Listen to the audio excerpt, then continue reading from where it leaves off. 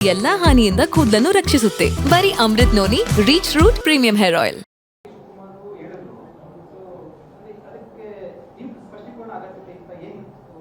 ಅವರು ನಮ್ಮನ್ನೇ ಉದ್ದೇಶ ಹೇಳಿರೋದಲ್ವ, ಅದು ಹೆಸರು ಹೇಳಿಲ್ಲ. ಅದು ಅವ್ರು ತಮ್ಮ ಮಾರನೇ ದಿವಸ ಕ್ಲಾರಿಫಿಕೇಶನ್ ಬೇರೆ ಕೊಟ್ರಲ್ಲ.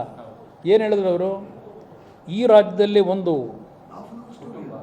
ಕುಟುಂಬ ಇವತ್ತು ಎಲ್ಲ ಮುಗಿಬೇಕು, ನಾವು ಒಬ್ಬರೇ ಉಳಿಬೇಕು ಅಂತಕ್ಕಂಥ ಒಂದು ಕುಟುಂಬ ಇದೆ ಇಲ್ಲಿ ಅಂದ್ರಲ್ಲ. ಅವ್ರು ಸದಾಕಾಲ ಅದು ನೆನೆಸ್ಕೊಳ್ಳೋದು ನಮ್ಮನೇ ಅಲ್ವಾ. ಆಮೇಲೆ ಅದಕ್ಕೆ ಕೆಲವು ಚಾನಲ್ಗಳಲ್ಲಿ ಅರ್ಧ ಗಂಟೆ ಸ್ಪೆಷಲ್ ಪ್ರೋಗ್ರಾಮ್ಗಳು ಬೇರೆ ಅವತ್ತು ಅವೆಂಥವು ಬಾಯಿ ತಗೊಂಡಿರೋ ಇದು ಬಣ್ಣದಿದು ಇದೆಲ್ಲ ತೋರಿಸ್ಬಿಟ್ಟು ಅರ್ಧ ಗಂಟೆ ಅದು ಬೇರೆ ಒಂದು 3-4 ಚಾನಲ್ಗಳಲ್ಲಿ ಸ್ಪೆಷಲ್ ಆರ್ಟಿಕಲ್ ಬೇರೆ ಒಂದು.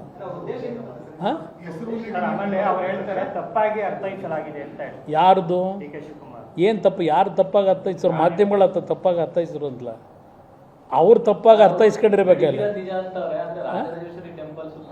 ಆಯ್ತಲ್ವೇ ಆ ಸಮೀಪದಲ್ಲೂ ಒಂದು ಇವತ್ತಿನ ಕಾನೂನು ಇರ್ತಕ್ಕಂಥದ್ದು ಆ ರೀತಿ ಕೋಣ ಬಲಿ ಕೊಡೋದು, ಹಂದಿ ಬಲಿ ಕೊಡೋದು, ಈ ಕುರಿ ಬಲಿ ಕೊಡೋದ್ರ ಮುಖಾಂತರ ಯಾರನ್ನಾದರೂ ನಾಶ ಮಾಡಬೇಕು ಅಂತಕ್ಕಂಥ ಒಂದು ಕೆಲಸ ಮಾಡ್ತಕ್ಕಂಥದ್ದು ಏನಾದ್ರು ಮಾಹಿತಿ ಬಂದಾಗ ಈ ಸರ್ಕಾರ ಜವಾಬ್ದಾರಿ ಅಲ್ವ ಆ್ಯಕ್ಷನ್ ತಗೊಳ್ಳೋದು. ಅವ್ರಿಗೆ ಆ ಮಾಹಿತಿ ಹೇಳಿದ್ದಾರೆ, ಸ್ಪಷ್ಟವಾದ ಮಾಹಿತಿ ಇದೆ ಅಂತಿದ್ದಾರೆ. ಈ ವಿಷಯಕ್ಕೆ ಸಂಬಂಧಪಟ್ಟಾಗೆ ಆ್ಯಕ್ಷನ್ ತಗೋಬೇಕು ಬೇಡವು? ಉದ್ದೇಶ ಅಷ್ಟೇ. ಜನಗಳಲ್ಲಿ ಈ ಕುಟುಂಬವನ್ನು ಸಂಪೂರ್ಣವಾಗಿ ನೆಲ ಕಚ್ಚಿಸಬೇಕು ಅನ್ನೋದು ಪಾಪ ಒದಾಡ್ತಾವ್ರೆ, ಶ್ರಮ ಪಡ್ತಾವ್ರೆ.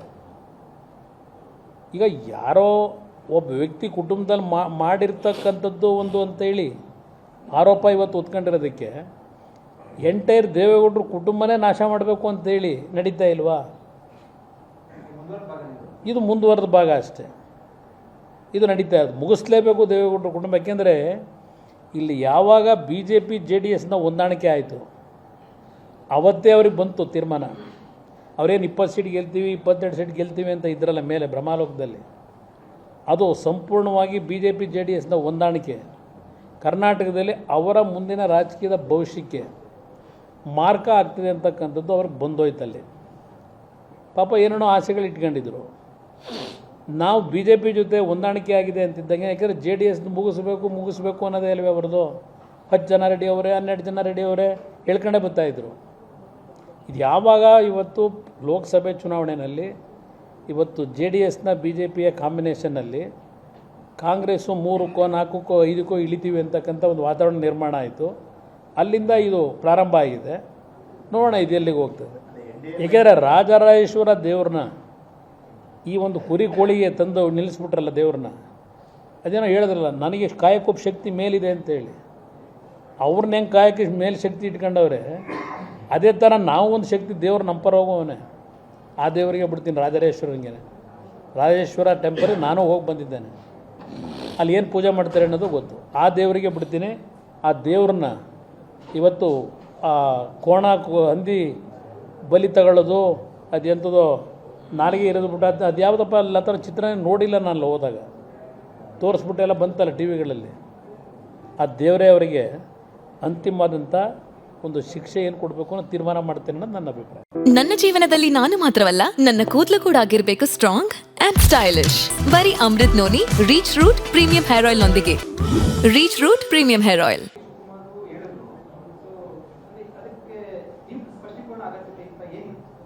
ಅವರು ನಮ್ಮನ್ನೇ ಉದ್ದೇಶ ಹೇಳಿರೋದಲ್ವ, ಅದು ಹೆಸರು ಹೇಳಿಲ್ಲ.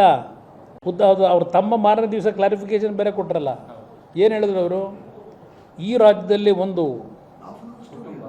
ಕುಟುಂಬ ಇವತ್ತು ಎಲ್ಲ ಮುಗಿಬೇಕು, ನಾವು ಒಬ್ಬರೇ ಉಳಿಬೇಕು ಅಂತಕ್ಕಂಥ ಒಂದು ಕುಟುಂಬ ಇದೆ ಇಲ್ಲಿ ಅಂದ್ರಲ್ಲ.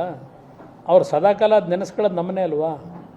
ಆಮೇಲೆ ಅದಕ್ಕೆ ಕೆಲವು ಚಾನಲ್ಗಳಲ್ಲಿ ಅರ್ಧ ಗಂಟೆ ಸ್ಪೆಷಲ್ ಪ್ರೋಗ್ರಾಮ್ಗಳು ಬೇರೆ ಅವತ್ತು ಅವೆಂಥವು ಬಾಯಿ ತಗೊಂಡಿರೋ ಇದು ಬಣ್ಣದಿದು ಇದೆಲ್ಲ ತೋರಿಸ್ಬಿಟ್ಟು ಅರ್ಧ ಗಂಟೆ ಅದು ಬೇರೆ ಒಂದು 3-4 ಚಾನಲ್ಗಳಲ್ಲಿ ಸ್ಪೆಷಲ್ ಆರ್ಟಿಕಲ್ ಬೇರೆ ಒಂದು.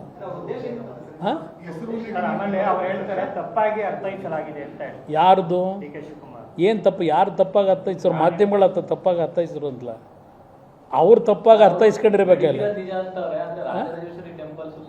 ಆಯ್ತಲ್ವೇ ಆ ಸಮೀಪದಲ್ಲೂ ಒಂದು ಇವತ್ತಿನ ಕಾನೂನು ಇರ್ತಕ್ಕಂಥದ್ದು ಆ ರೀತಿ ಕೋಣ ಬಲಿ ಕೊಡೋದು, ಹಂದಿ ಬಲಿ ಕೊಡೋದು, ಈ ಕುರಿ ಬಲಿ ಕೊಡೋದ್ರ ಮುಖಾಂತರ ಯಾರನ್ನಾದರೂ ನಾಶ ಮಾಡಬೇಕು ಅಂತಕ್ಕಂಥ ಒಂದು ಕೆಲಸ ಮಾಡ್ತಕ್ಕಂಥದ್ದು ಏನಾದ್ರು ಮಾಹಿತಿ ಬಂದಾಗ ಈ ಸರ್ಕಾರ ಜವಾಬ್ದಾರಿ ಅಲ್ವ ಆ್ಯಕ್ಷನ್ ತಗೊಳ್ಳೋದು.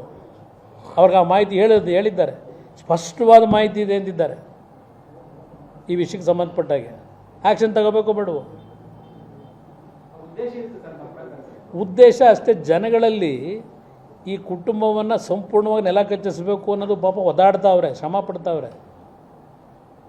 ಈಗ ಯಾರೋ ಒಬ್ಬ ವ್ಯಕ್ತಿ ಕುಟುಂಬದಲ್ಲಿ ಮಾಡಿರ್ತಕ್ಕಂಥದ್ದು ಒಂದು ಅಂತೇಳಿ ಆರೋಪ ಇವತ್ತು ಹೊತ್ಕೊಂಡಿರೋದಕ್ಕೆ ಎಂಟೈರ್ ದೇವೇಗೌಡರು ಕುಟುಂಬನೇ ನಾಶ ಮಾಡಬೇಕು ಅಂತೇಳಿ ನಡೀತಾ ಇಲ್ವಾ? ಇದು ಮುಂದುವರೆದ ಭಾಗ ಅಷ್ಟೇ. ಇದು ನಡೀತಾ ಇರೋದು, ಮುಗಿಸ್ಲೇಬೇಕು ದೇವೇಗೌಡರು ಕುಟುಂಬ. ಯಾಕೆಂದರೆ ಇಲ್ಲಿ ಯಾವಾಗ BJP JDSನ ಹೊಂದಾಣಿಕೆ ಆಯಿತು ಅವತ್ತೇ ಅವ್ರಿಗೆ ಬಂತು ತೀರ್ಮಾನ. ಅವರೇನು 20 ಸೀಟ್ ಗೆಲ್ತೀವಿ 22 ಸೀಟ್ ಗೆಲ್ತೀವಿ ಅಂತ ಇದ್ರಲ್ಲ ಮೇಲೆ ಭ್ರಮಾಲೋಕದಲ್ಲಿ, ಅದು ಸಂಪೂರ್ಣವಾಗಿ BJP JDSನ ಹೊಂದಾಣಿಕೆ ಕರ್ನಾಟಕದಲ್ಲಿ ಅವರ ಮುಂದಿನ ರಾಜಕೀಯದ ಭವಿಷ್ಯಕ್ಕೆ ಮಾರ್ಕ ಆಗ್ತದೆ ಅಂತಕ್ಕಂಥದ್ದು ಅವ್ರಿಗೆ ಬಂದೋಯ್ತಲ್ಲಿ. ಪಾಪ ಏನೇನೋ ಆಸೆಗಳು ಇಟ್ಕೊಂಡಿದ್ರು. ನಾವು BJP ಜೊತೆ ಹೊಂದಾಣಿಕೆ ಆಗಿದೆ ಅಂತಿದ್ದಂಗೆ, ಯಾಕೆಂದರೆ JDSನ ಮುಗಿಸ್ಬೇಕು ಅನ್ನೋದೇ ಅಲ್ವೇ ಅವ್ರದ್ದು. 10 ಜನ ರೆಡಿ ಅವರೇ, 12 ಜನ ರೆಡಿ ಅವರೇ ಹೇಳ್ಕೊಂಡೇ ಬರ್ತಾಯಿದ್ರು. ಇದು ಯಾವಾಗ ಇವತ್ತು ಲೋಕಸಭೆ ಚುನಾವಣೆಯಲ್ಲಿ ಇವತ್ತು JDSನ BJPಯ ಕಾಂಬಿನೇಷನ್ನಲ್ಲಿ ಕಾಂಗ್ರೆಸ್ಸು 3ಕ್ಕೋ 4ಕ್ಕೋ 5ಕ್ಕೋ ಇಳಿತೀವಿ ಅಂತಕ್ಕಂಥ ಒಂದು ವಾತಾವರಣ ನಿರ್ಮಾಣ ಆಯಿತು. ಅಲ್ಲಿಂದ ಇದು ಪ್ರಾರಂಭ ಆಗಿದೆ. ನೋಡೋಣ ಇದು ಎಲ್ಲಿಗೆ ಹೋಗ್ತದೆ. ಏಕೆಂದರೆ ರಾಜರಾಜೇಶ್ವರ ದೇವ್ರನ್ನ ಈ ಒಂದು ಕುರಿ ಕೋಳಿಗೆ ತಂದು ನಿಲ್ಲಿಸ್ಬಿಟ್ರಲ್ಲ ದೇವ್ರನ್ನ, ಅದೇನೋ ಹೇಳಿದ್ರಲ್ಲ, ನನಗೆ ಕಾಯಕ್ಕೊಬ್ಬ ಶಕ್ತಿ ಮೇಲಿದೆ ಅಂತೇಳಿ.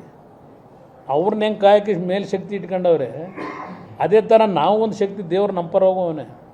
ಆ ದೇವರಿಗೆ ಬಿಡ್ತೀನಿ, ರಾಜೇಶ್ವರ ಟೆಂಪಲ್ಗೆ ನಾನು ಹೋಗಿ ಬಂದಿದ್ದೇನೆ. ಅಲ್ಲಿ ಏನು ಪೂಜೆ ಮಾಡ್ತಾರೆ ಅನ್ನೋದು ಗೊತ್ತು. ಆ ದೇವರಿಗೆ ಬಿಡ್ತೀನಿ. ಆ ದೇವ್ರನ್ನ ಇವತ್ತು ಆ ಕೋಣ ಹಂದಿ ಬಲಿ ತಗೊಳ್ಳೋದು, ಅದು ಎಂಥದೋ ನಾಲಿಗೆ ಇರೋದು ಬಿಟ್ಟು ಅದು ಯಾವುದಪ್ಪ ಅಲ್ಲಿ ಆ ಥರ ಚಿತ್ರ ನೋಡಿಲ್ಲ ನಾನು ಹೋದಾಗ. ತೋರಿಸ್ಬಿಟ್ಟೆಲ್ಲ ಬಂತಲ್ಲ ಟಿ ವಿಗಳಲ್ಲಿ. ಆ ದೇವರೇ ಅವರಿಗೆ ಅಂತಿಮವಾದಂಥ ಒಂದು ಶಿಕ್ಷೆ ಏನು ಕೊಡಬೇಕು ಅನ್ನೋ ತೀರ್ಮಾನ ಮಾಡ್ತೇನೆ ಅನ್ನೋದು ನನ್ನ ಅಭಿಪ್ರಾಯ. ಅನುಕ್ಷಣದ ಸುದ್ದಿಗಳಿಗಾಗಿ ವಿಸ್ತಾರ ನ್ಯೂಸ್ ಯೂಟ್ಯೂಬ್ ಚಾನೆಲ್ ಸಬ್ಸ್ಕ್ರೈಬ್ ಮಾಡಿ. ಹೊಸ ಸುದ್ದಿಗಳ ನೋಟಿಫಿಕೇಶನ್ಗಾಗಿ ಬೆಲ್ ಐಕಾನ್ ಕ್ಲಿಕ್ ಮಾಡಿ. ಲೇಟೆಸ್ಟ್ ಅಪ್ಡೇಟ್ಸ್ಗಾಗಿ www.vistaranews.com ವೆಬ್ಸೈಟ್ಗೆ ವಿಸಿಟ್ ಮಾಡಿ. ಅಂಗೈಯಲ್ಲೇ ಜಗತ್ತಿನ ಸುದ್ದಿ ತಿಳಿಯಲು ವಿಸ್ತಾರ ನ್ಯೂಸ್ ಕನ್ನಡ ಆಪ್ ಡೌನ್ಲೋಡ್ ಮಾಡಿ.